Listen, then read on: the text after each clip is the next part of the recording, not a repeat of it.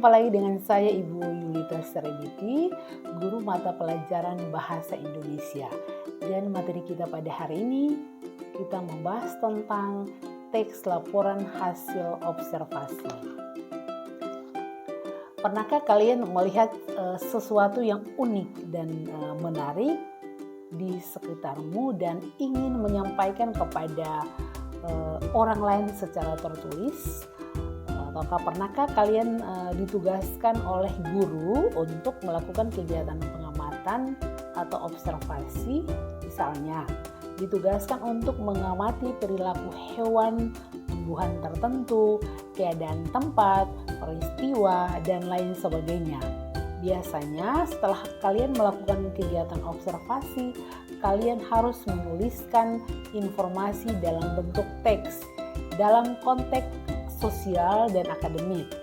Teks yang digunakan adalah teks faktual berupa laporan hasil observasi. Kita masuk pada pengertian teks laporan hasil observasi. Pengertian pertama, laporan hasil observasi ialah teks yang mengungkapkan fakta-fakta yang didapatkan melalui proses pengamatan.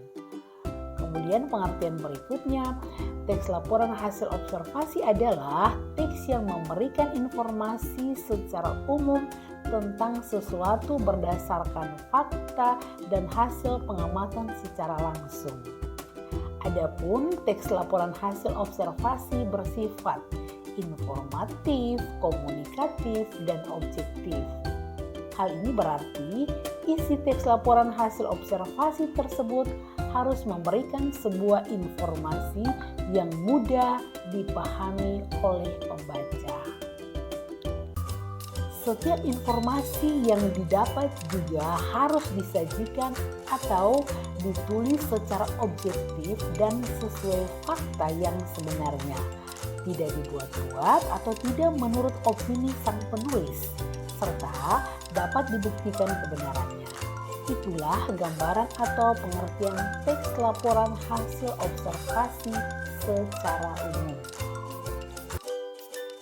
Kita masuk pada pengertian objektif. Objektif artinya informasi yang diberikan sesuai dengan data yang didapat selama observasi. Oleh karena itu, penting bagi kalian untuk menuliskan informasi dan data yang indera kalian benar-benar dapatkan. Kita masuk pada ciri-ciri karakteristik teks laporan hasil observasi. Yang pertama, ditulis secara lengkap dan sempurna. Kedua, bersifat objektif, global, dan universal.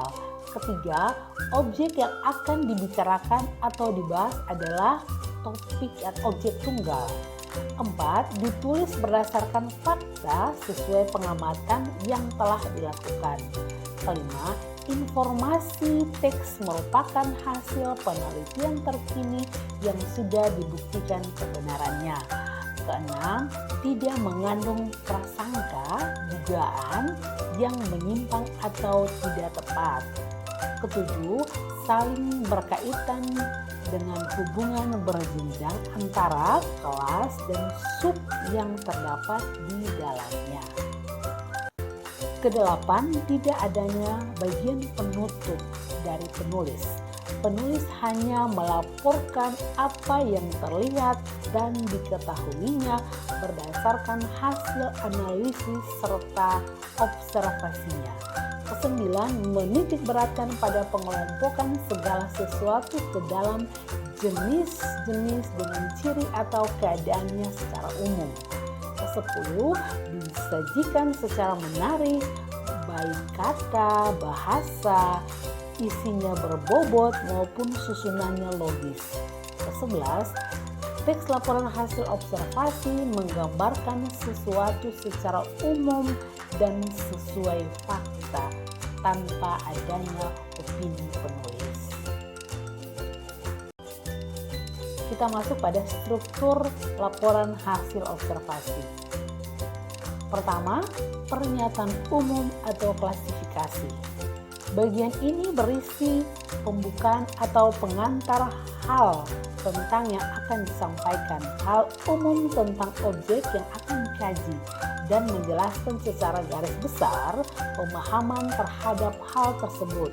Contohnya, jika objek observasi adalah binatang, hal yang dibahas pada bagian ini adalah nama ilmiah, klasifikasi umum binatang. Dalam hal ini serangga, manusia, unggas, dan lain-lain, dan tempat hidup secara umum. Kita masuk pada bagian struktur kedua, deskripsi bagian. Bagian ini berisi penjelasan detail mengenai objek atau bagian-bagian dari objek.